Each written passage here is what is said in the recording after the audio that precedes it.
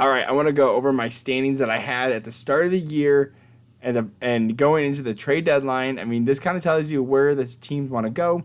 And I want to start off with the Atlantic Division in the Eastern Conference. So I want to go, we'll start at the bottom. So right now you can see here is the Atlantic Division. So you can compare what I was thinking to what the standings are showing. And actually, we'll start at the bottom. Okay, so I had Montreal as the bottom.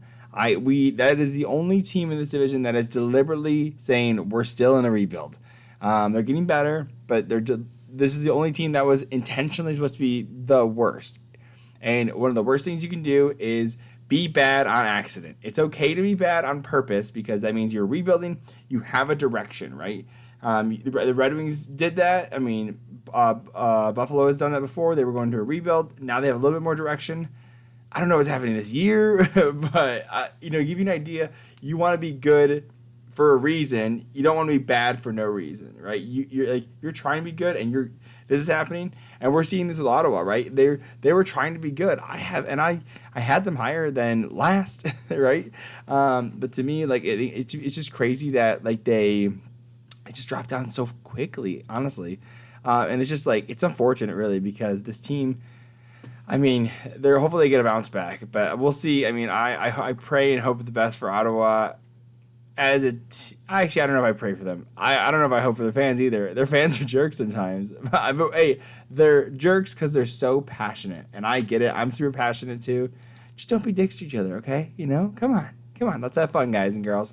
All right, so I had Montreal in eighth. I was wrong about that one. In seventh, you will not believe it. I had the number 4 in the division, Detroit Red Wings. I said, I don't buy this. I know you brought all these free agents in. You're trying to piece together a team because your prospects aren't ready. You're clogging up the system. You're just doing all these filler guys. I liked Gostisbehere. That was a good one. But to me, he was a 1-year deal. Trade him and flip him. Sprong, I liked it. Trade him and flip him. Sherratt, that was last year. He was garbage. And I was I just don't think I didn't like the contract when it was signed. Why would I expect him to do any better? And he's gotten better, which I'm happy with. Who else? Justin Hall. I did not like that contract at the start. I thought it was too much money. It was $1 million too much and $1 million a year longer than it should have been. And it's probably because people were hot after him. Okay, if you're hot for him, now that's why the Red Wings are looking to trade him potentially, right? Fisher, I was like, who? 1-year contract again, flip him. Patrick Kane, didn't expect that. That was the big game changer is when they got Patrick Kane, and I love it. I'm obsessed with Patrick Kane on this team. It is hard to watch him because he was such a villain for the Red Wings for so long, and he did so well. And his character, I don't know, his character is debatable at this point, but he's a phenomenal hockey player. So, I had them in 7th. It was totally wrong. And by the way, because they're my favorite team, I'm okay with it. I still think, in my opinion, they should have waited one more year before getting all those free agents because you're only able to bottom out for so long. So to me, they should have bottomed out for this one last year and hopefully never won't have to rebuild for the next 10 to 15 years again, right? That's the goal. And at this point now they're in it. They're going for it. And I guess let's join the ride and have fun, man, because they're doing great right now. They're a freaking wagon right now. I would not want to verse them in the first round.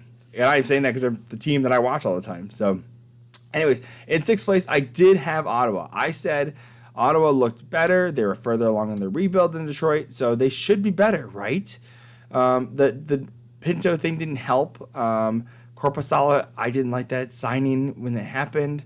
I know, and I talked to Billy Huso about this at the draft party this past year, and I said, hey, who do you want to bring in? And Korpisalo. Because I was like, who do you want to bring in from your home country? He said, I'd love to bring in Korpisalo to tandem with me. I mean, that'd be cool, right? But it's not work. Now I'm kind of glad they didn't bring him in because I was like, man, it's not good. It's not looking good there. And I think Ottawa, they have the right pieces, right? They're going to flip Tarasenko. They're going to flip a couple pieces. But to me, I mean, Stützle is phenomenal. Brady Tkachuk's phenomenal. They have a lot of great pieces. They have Chychrun, who supposedly they're shopping around right now, but I think they can bounce back. I mean, the next generation in the next 2, 3, 4 years, you're going to be seeing Montreal, Ottawa, Detroit, Buffalo taking over those top 4 spots, and then Toronto having to fight it out as well.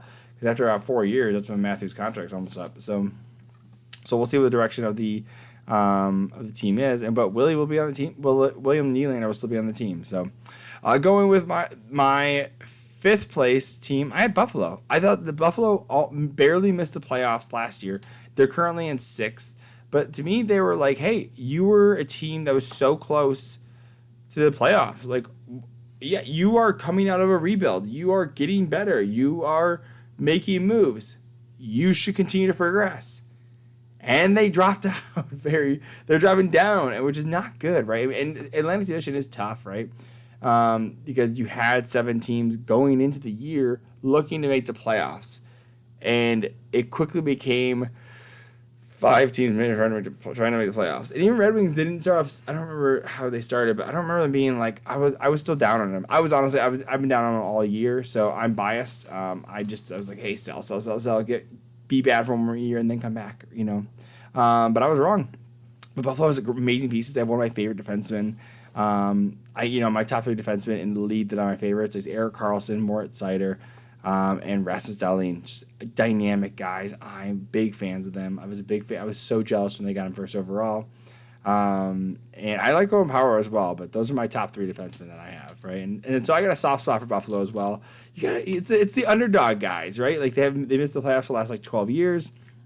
And so I'm like, hey, why? Let's hey, come on guys. Come on. You traded Jack Eichel, the 2nd overall pick. You have 2 first overall picks. It's like we saw what happened in Jersey. They had Jack Hughes, then they had Heischer, they had Jack Hughes, and they had the 4th overall with Luke Hughes, right? They had Simon Nemec, who was 3rd overall, I believe.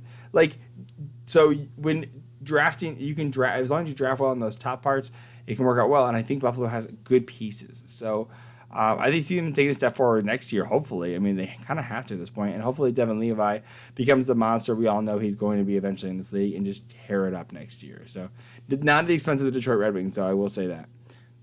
So moving on, number 4, I had ignorantly, some sort of idiot brain, I said Boston was going to be 4th. I had them for sure dropping. They had the best regular season last year, most wins, most points of any team ever, right? And I was like, okay, well, they lost their 2 centers. They're going to fall. They're going to be bad, and they're not going to be so bad.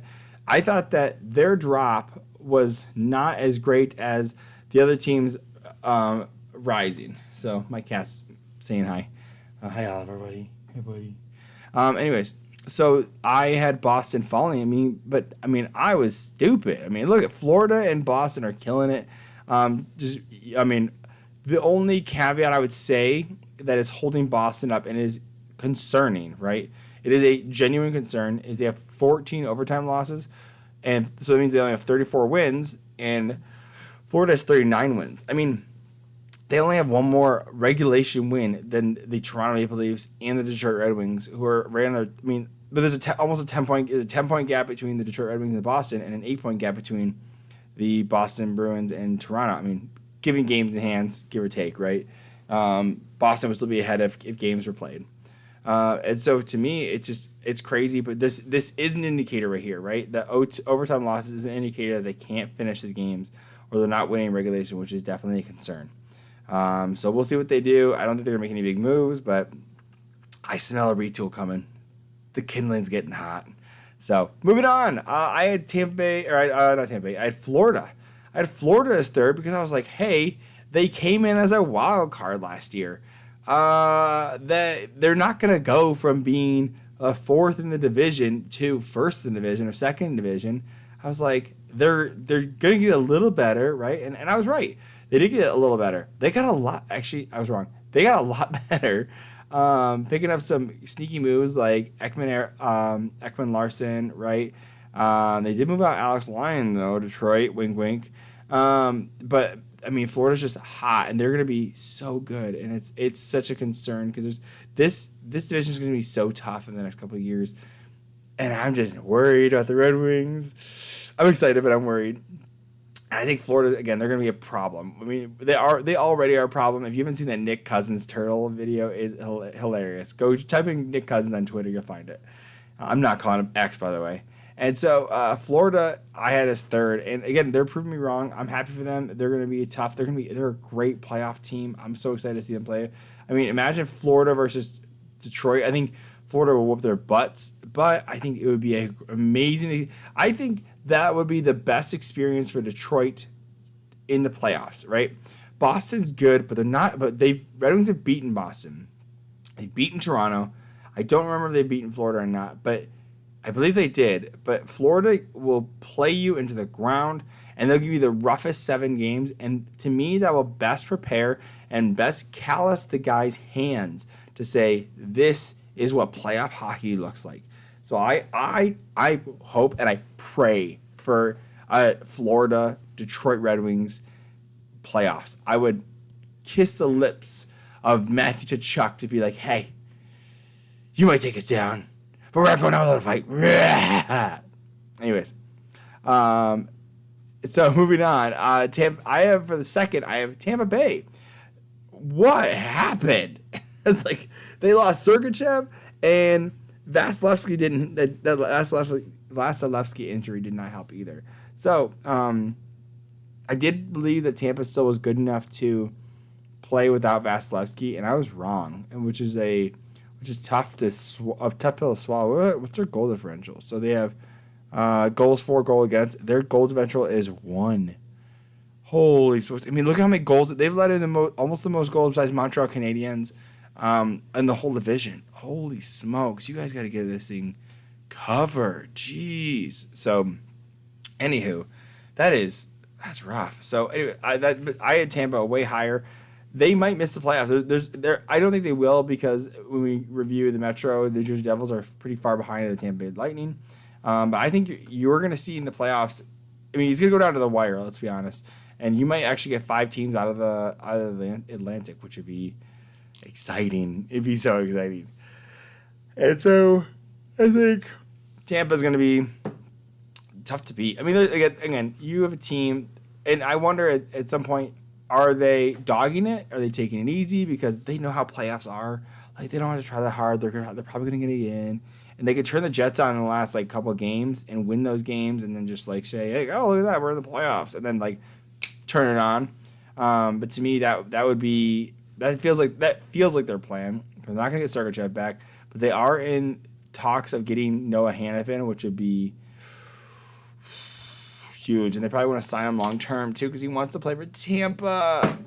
So, I mean, good for him, by the way. If he wants to go play there, like, get it, man. Get your money. Get to where you want to play. And hell yeah, I love that. So, anywho, moving on to my last team, of course. Number 1 is Toronto. I had high hopes in Toronto. And I'm still not wrong about this, right? Toronto's still playing well. You have Austin Matthews playing at a 70-goal pace.